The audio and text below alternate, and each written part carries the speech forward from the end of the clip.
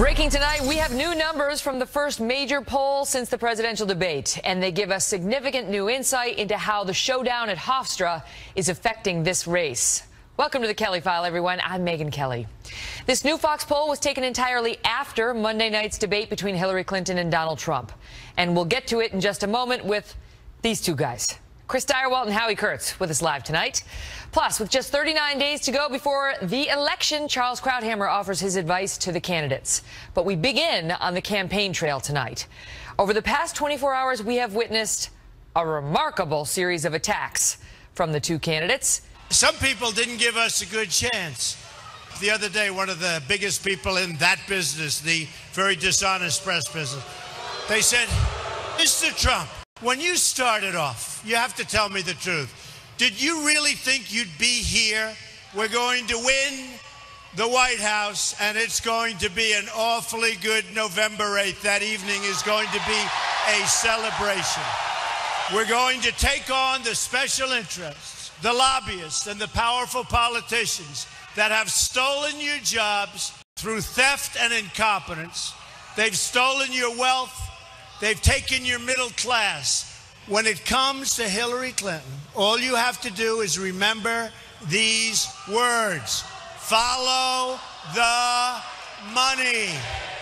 On November 8th, we are going to end Clinton corruption. We've had enough. If the doctor says, I'm sorry, Jim, I'm sorry, Alice, I'm sorry, whoever it is, you're not going to make it. You're not going to make it. You'll be gone by the end of November. I don't give a damn. Show up and vote on November 8th. Chief political correspondent, campaign Carl Cameron, is live in Romulus, Michigan. Carl? Well, his campaign's been telling him he's got to leave the debate behind him. He's got to be more disciplined and stick to the prompter and not ad-lib. And he didn't do much ad-libbing tonight. He was really getting that off of the text. Very aggressive speech for Donald Trump. He started this day quite early. At 3 o'clock in the morning, he was up tweeting, continuing the battle over Miss Universe. And during the rally tonight, he really amped up his attacks on Hillary Clinton. It was almost entirely about her. And at one point, he did sort of take a bit of a detour, and he started talking about President Obama. And he said that, well, he challenged President Obama, threw down a gauntlet. Watch this. Can you promise that not one of the 5 people who were granted criminal immunity will ever be allowed to serve in a Clinton administration? Mr. President, will you pledge not to issue a pardon to Hillary Clinton and her co-conspirators for their many crimes against our country and against society itself? And, of course, there are no charges against Hillary Clinton or the 5 staffers who got the immunity deal. So that's not happening. And it's interesting to note that as part of his visit to Michigan here, where he trails in the polls by 7 points to Hillary Clinton, today he stopped at the Gerald Ford Presidential Library and Museum, toured the place. And, of course, Gerald Ford himself once pardoned Richard Nixon. 2 hours after that visit, Trump was saying Obama should certainly not pardon Hillary Clinton. Megyn. Carl, thank you. Tonight, we are getting our very first look at nationwide polls taken entirely after the first presidential debate.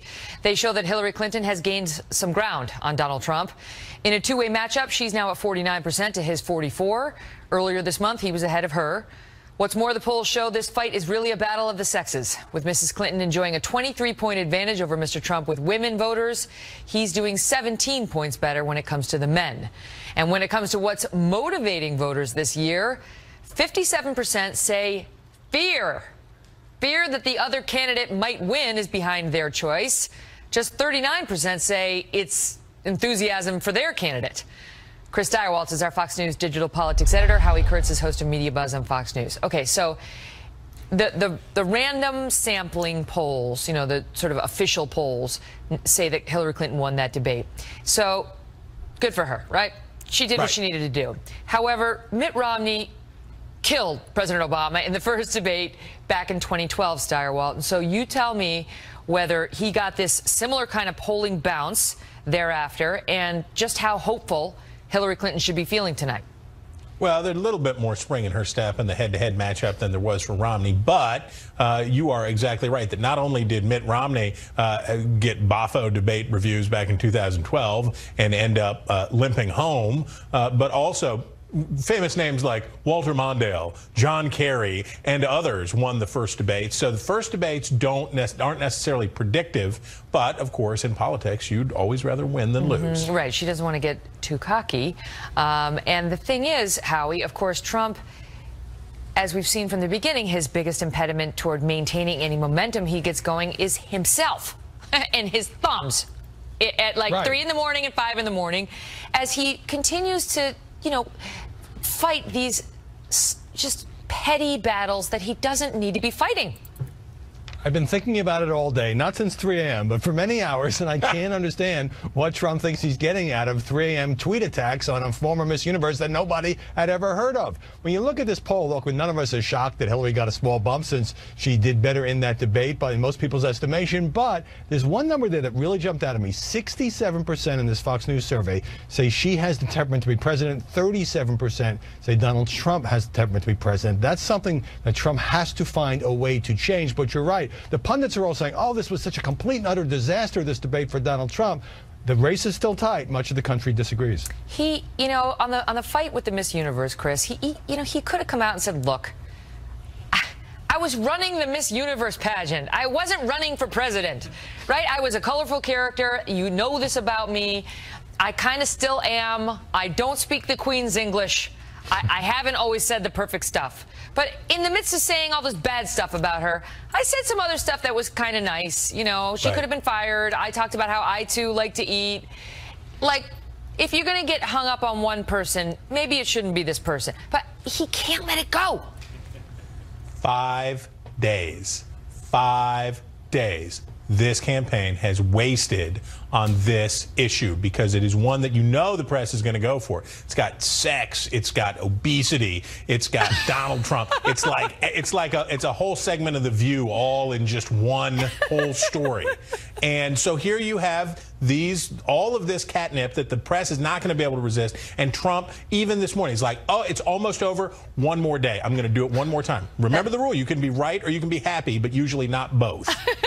Yes, because when Hollywood is trying to titillate us into going to see a movie, that's what they say. It's got obesity. And fatness. Yeah. I'll be there. Howie, just another word on these polls. So she did get a big bump as a result of that, that debate. And the two-way race between them now, according to the four-way race, is 43 Clinton, 40 Trump. But that's within the margin of error. And early September, she had 1 point over him, 41-40. So why the freak out in all these corners? Like, she's got it, she's winning now, and he's losing. Are we done talking about the sex tape? That's not a sex tape? Okay, I'll move on. Yeah, I don't know. Well, so today he said that she was in a sex tape, and apparently she wasn't in a sex tape, but she was on she was on some reality show where she made you believe she was doing something in the bedroom. Then it came out that Trump made some cameo in a soft porn show. Yeah, I don't know. I guess he broke a bottle of champagne over something. He didn't do anything. But this is our presidential race. Okay. But you asked about the freak out, and here it is. Trump had a very good September. He stuck to the script. He gained ground. Hillary Clinton was losing. Then comes the debate. You know, people can debate about why he didn't do as well, the opportunities he let go, and all of that. And so now the media is saying, well, it's over because we're bipolar. You know, she's winning, she's losing. No, now she's going to win. This race is not over. It's true. And with all due respect, the most bipolar of all has been Nate Silver, who was such a rock star in 2012. And then these four that we got here, I was like, oh, Nate Silver says this. Oh, no, he says exactly the opposite. Oh, he's back to this. Oh, he's exactly the opposite. My head hurts, Nate. My head hurts. I got to go. Bye. He's super smart, but he made some mistakes. Great to see you both. Well, as you just heard, voters believe Hillary Clinton won the first debate, but the folks we polled are not showing a lot of enthusiasm for either candidate. So what should Mrs. Clinton and Mr. Trump do next? Charles Krauthammer is a Fox News contributor and syndicated columnist. Charles, good to see you. So if you had to advise Team Trump, if they came to you and said, Charles, it's go time, what's the #1 thing he needs to do with 5.5 weeks left? What would you say? When you see a trail of cheese, Don't follow it, because there's a trap at the other end. Right. And for him, that means just self-control and discipline. Look, the reason his numbers have gone up over the last month is very simple. They shackled him. They put the bracelets on, handcuffs, everything. They made him read from the prompter, and he got his issues out, and he didn't get into too much trouble.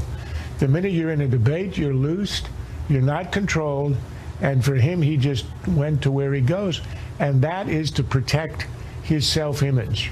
And the basis of his self-image, he made two huge mistakes. Number one was taking the bait on the Miss Universe, which raised all the issues of which you are unfortunately familiar. And the other issue was he took the bait on taxes and actually admitted essentially to 86 million Americans that he doesn't pay them, and he's proud of it. Now, that's not a good idea, and that will dog him, I'm sure.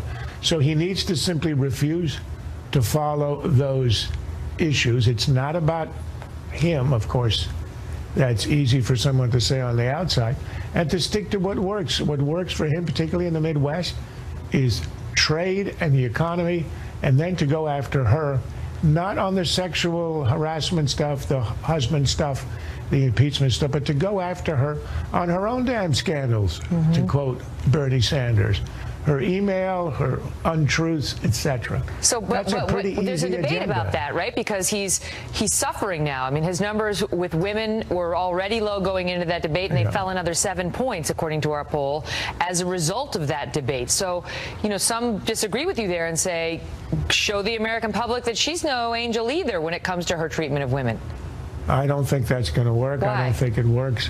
Well, first of all, it would be a man saying it. Secondly, that's been adjudicated, and at least 20 years ago, you could argue that the zeitgeist of the country has changed, but 20 years ago, it caused the Republicans untold grief. They lost several speakers of the House.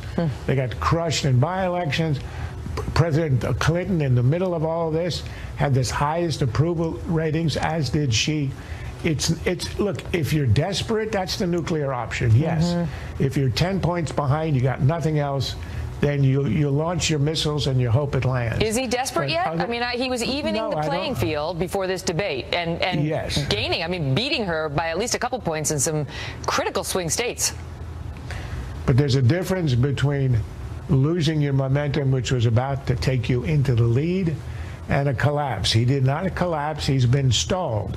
I think the way to get out of the stall is to go back to the main reason for his campaign, which is she's status quo, you're new. That's the major appeal, particularly in the Midwest. You go for the economy, you go for trade, which is the real salient issue, much more than immigration, and you stick with what works. What about her? What do you see? I mean, she's clearly feeling good right now, right? She's got her mojo back, but she has stumbled many times in the course of this campaign. So what should she be watching out for the next 5 weeks? Well, do what you did in the first debate. It worked. And that is, I mean, she was lucky because he didn't come back on the issues on which she could have been easily hit. But for example, you got to have a better answer on TPP, on the Trans-Pacific Partnership, the trade deal. She obviously had contradicted her old position. There may be no way out, but there should be a way perhaps to reverse the issue, to send the volley back over the net and talk about his flip-flops on other issues. But that was her one weakness. She had a bad half hour at the beginning. She needs to study that and to have better answers. Otherwise, she sticks to what is the essence of her campaign, which is, I mean, that line she had where she said, I prepared for this debate. He criticized me for preparing. You know what else I prepared for is the presidency. That's her calling card. Yes, I'm status quo. Yes, you've seen me. And perhaps, yes, I'm not that trustworthy. However, I'm prepared. I know my stuff. I'm ready. I'm not scary. I can handle the job.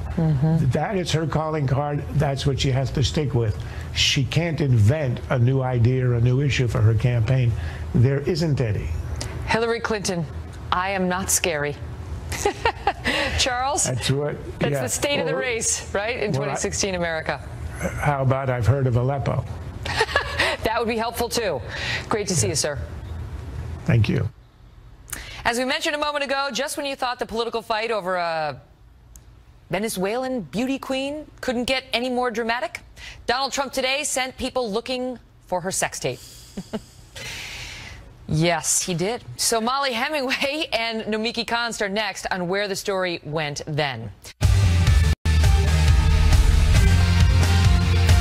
39 days to the election and new fallout tonight in the feud playing out over Twitter between Donald Trump and Hillary Clinton. She got into. It all started when Clinton mentioned former Miss Universe Alicia Machado at Monday's debate, which you've heard about by now. Now, 4 days later, Mrs. Clinton and Mr. Trump are still locked in a major disagreement, shall we say, over what Machado means for this race, especially after Trump today sent people looking for her alleged sex tape. Because that's what happens in presidential races. I remember when Mitt Romney did that. Oh no, he didn't. Trace Gallagher has a story. Trace.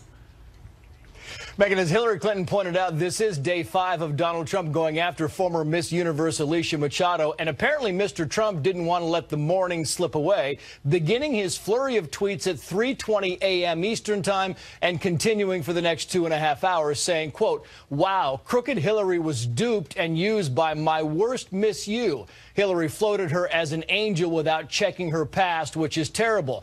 Then a few minutes later, Trump clarified his no angel comment, tweeting, quote, "Did crooked Hillary help disgusting, check out sex tape and past, Alicia M. become a U.S. citizen so she could use her in the debate?"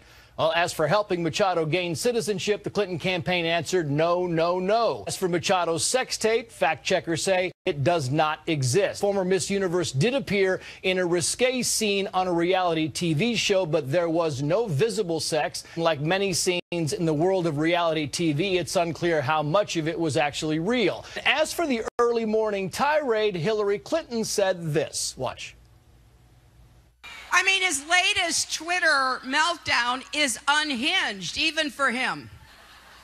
It proves yet again that he is temperamentally unfit to be president and commander-in-chief. Alicia Machado also responded saying Trump is trying to intimidate and humiliate her. Quote, "I will keep standing, sharing my story. I absolutely support Mrs. Clinton on behalf of women, my sisters, aunts, grandmothers, cousins, friends, and female community." Today, Newt Gingrich called the Machado story an ambush by the Clinton campaign that's as false as Benghazi. And Donald Trump said for those mocking him for tweeting at 3 a.m., at least they know he'll be there awake to answer the call. Megan. Trace, thank you. Joining us now with more, Molly Hemingway. She is the senior editor at The Federalist, which if you're not reading, you should. Also, Nomiki Konst. She's the host of The Filter on SiriusXM and a DNC platform committee member. Great to see you both. Nice to see so, you. Molly, you don't disagree with Newt Gingrich that this is a hit. I mean, this is basically a planned hit on Trump. Explain. Well, what's hard about this story is that when Hillary Clinton brought it up, she brought it up with a very selective set of facts. She wanted to make this part of her war on women messaging, and the media have largely accepted this framing. They have run with it, and they have made many stories out of this, thanks also to the help of Donald Trump continuing to keep this story in the news. It turns out that this person that she chose to make a surrogate for the campaign, to make a hero victim for her campaign, does have quite the shady past. Everything from being accused of running a getaway car for a murder, threatening to kill a judge on who handled that case. She is alleged to have had a child with a drug kingpin, and there are all sorts of problems. And also, contrary to what we just heard, there actually is a sex tape if you define sex tape as videotape of someone having sex, which is, I think, a fair definition of sex tape. So she's also been caught on that. That disrupted her marriage. On reality TV show. It's not, I guess, I don't know. I haven't seen it. The suggestion was, I guess, that it was like a Kim Kardashian situation.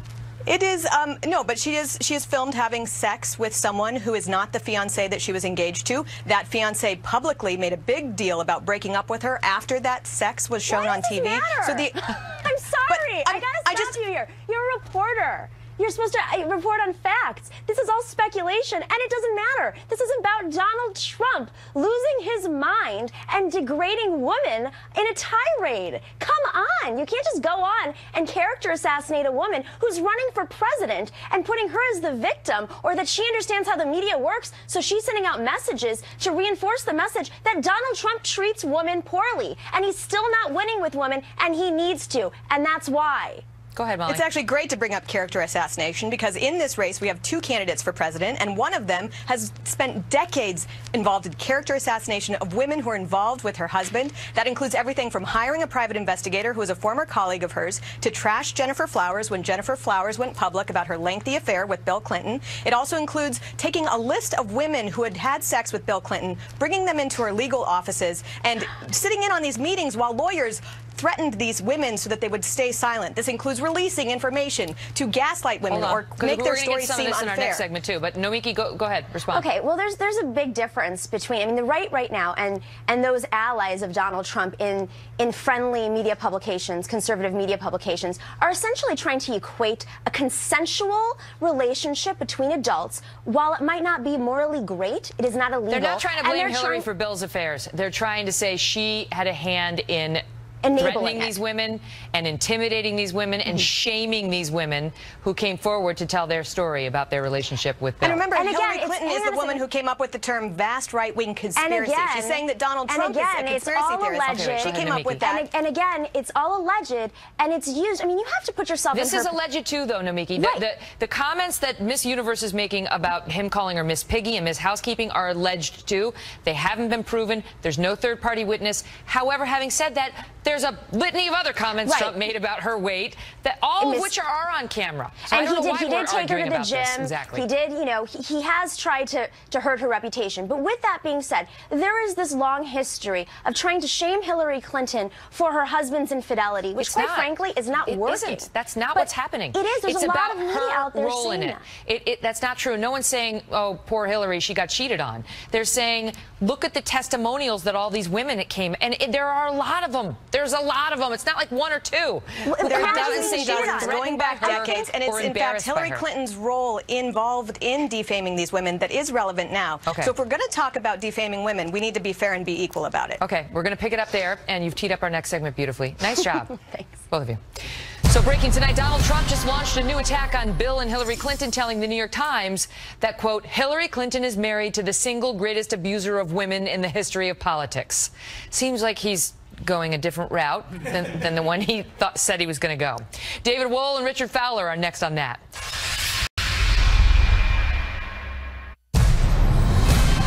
Breaking tonight, after days of dropping hints, Donald Trump just went there in an interview with the New York Times that just hit, warning Hillary Clinton that he is ready to get, quote, nasty, and going on to describe her husband as, quote, the single greatest abuser of women in the history of politics. It comes on the same day that a couple of intrepid reporters dug up details on just how far Hillary Clinton allegedly went in what they say was the effort to silence the women who got a little too close to her husband, Bill Clinton. Trace Gallagher has that report. Trace? Megyn, using a mix of interviews, biographies, and personal profiles, the reporting attempts to paint a fairly stark image of Hillary Clinton's history of intimidation tactics aimed at keeping her husband's career on track. Example, in 1988, when a political enemy threatened to make public a list of Bill Clinton's girlfriends, Clinton biographer Gail Sheehy says Hillary hired two of her law partners at Arkansas's largest law firm to confront the women one by one. It apparently worked because the lengthy list of paramours ended up staying private.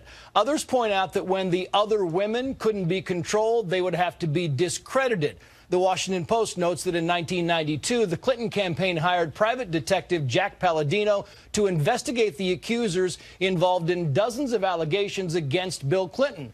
And according to Sheehy, it was Hillary's idea to hire Palladino, whose goal when it came to Jennifer Flowers was to, quote, impeach her character and veracity until she is destroyed beyond all recognition. In 1988, when Kathleen Willey spoke to reporters about Bill Clinton's unwanted advances in the Oval Office, two other Hillary biographers say it was the then First Lady who told the White House to release 9 fawning letters that Willey had sent the president after the alleged incident. Many reporters then dropped the story, concluding the letters disproved Willey's version. And when the controlling and discrediting failed, the public record is replete with accounts of Hillary Clinton attacking the character of the accusers. Think Lewinsky and Paula Jones. But the Clinton campaign has made it crystal clear an effort by Trump and Trump surrogates to dredge up ancient history will not throw Hillary Clinton off her game.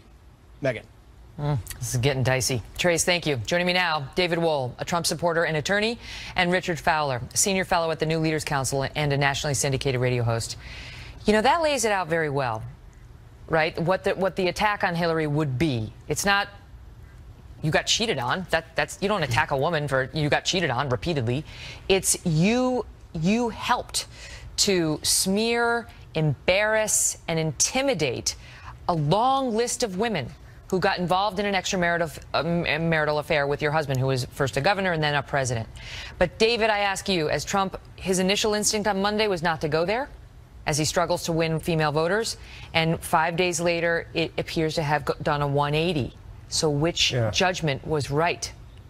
Well, this is, Megyn, this so transcends gender that it's unbelievable. Bill and Hillary Clinton were literally thug nation. I mean, what they did as far as intimidating and coercing these women that made these allegations against Bill Clinton is literally not just unethical, but it's arguably criminal. She waged an all-out war on the women who stood in the way of not just Bill Clinton's ambition, but her own political ambition. And Megyn, it gives us some really good insight into the mindset of a woman who years and years later would engage in the activities she did as Secretary of State with the Clinton Foundation, the pay-to-play scandal, and the email scandal when she would destroy an illegal server.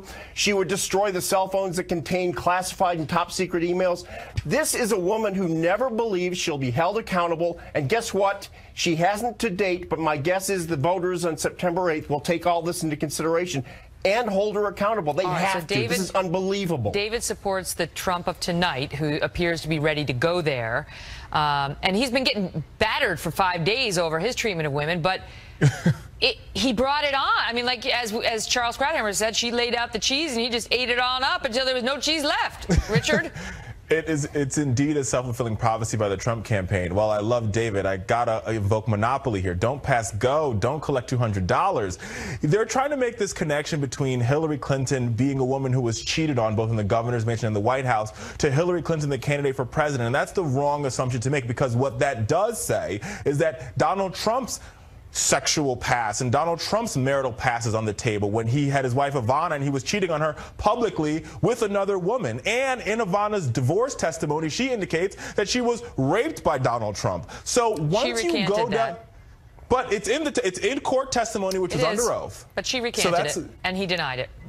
But it is under oath. Megyn, but to compare, Rich, and I love you too, Rich, but to compare an affair, I'm to allegations of sexual assault, sexual abuse, and sexual harassment isn't even in the same universe. What these women complained about Bill Clinton doing to them, 5, 6, 7, 8, maybe 9, 10 of them, was exactly my point, criminal David. in nature. Criminal. Not just a sexual assault. Go ahead, Richard. A sexual assault or harassment, which she did recant, that might be fair. That's criminal in nature as well. This is the problem. For Donald Trump to win this election, Megyn, he needs to convince educated white women to go out and vote for him. When you make these type of statements and you attack an educated white women are like, wait a minute, why would I vote for somebody that's attacking another educated white woman?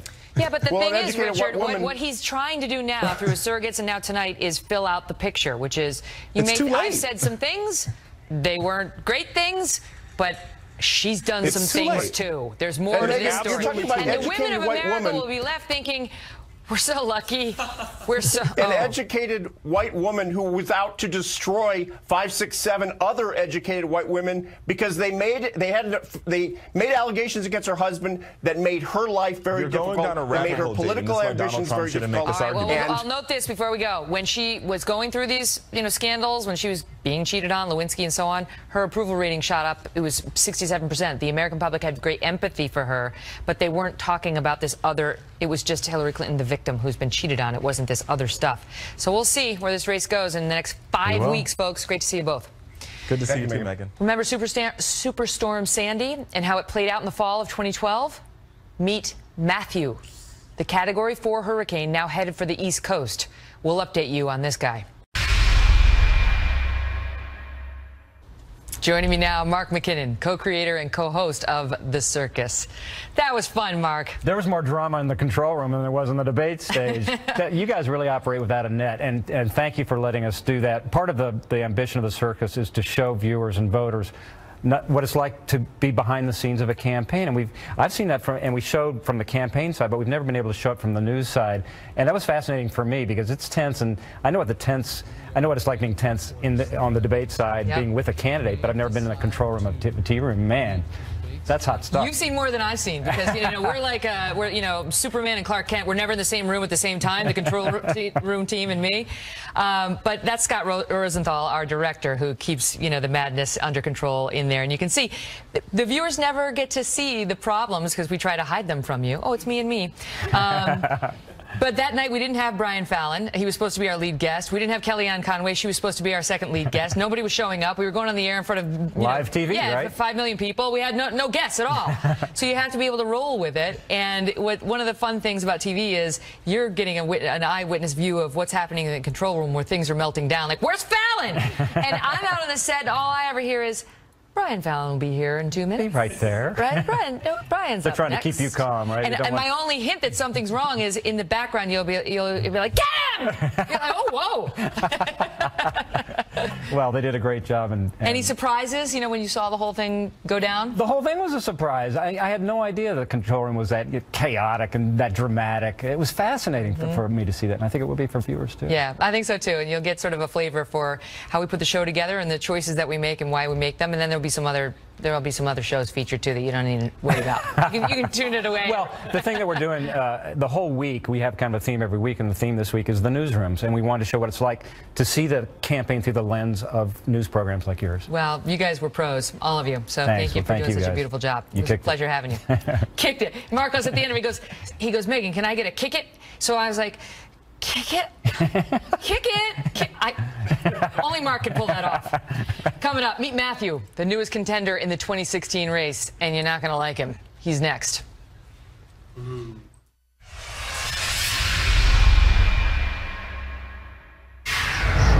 Remember Superstorm Sandy and how it played out in the 2012 election? Meet Matthew, the hurricane, now pointed at the East Coast. Meteorologist Rick Reichmuth is live in the Fox Weather Center. Rick? Hey, okay, so Superstorm Sandy was about a week, 8 days or so before the election. We're a little bit away from that. I don't think we're going to be talking about a big game changer as far as the elections go, but this is a really strong storm right now across the Caribbean, down towards Colombia and Venezuela. But we are going to be dealing with impacts from this, I believe, across parts of the U.S., maybe by around 5 to 7 days from now. All of our model guidance pulls us off towards the north. Cuba, Jamaica getting an impact from this. But what we're going to watch is maybe by Wednesday, about 5 days, watching some sort of impacts here across parts of the Bahamas, maybe in towards areas of Florida. And these are our two most reliable models here, Megan, having some sort of interaction with the eastern seaboard there Wednesday through Friday, Saturday of next week. So we do have a storm on our hands we're going to watch. We will. Rick, thank you. You bet. We'll be right back. What do you think? Should Trump go there on the Hillary Clinton bill situation? Go to Facebook.com/The Kelly File, on Twitter @Megyn Kelly. Let me know what you think. Thanks for watching. Have a great weekend. I'm Megyn Kelly, and this is The Kelly File.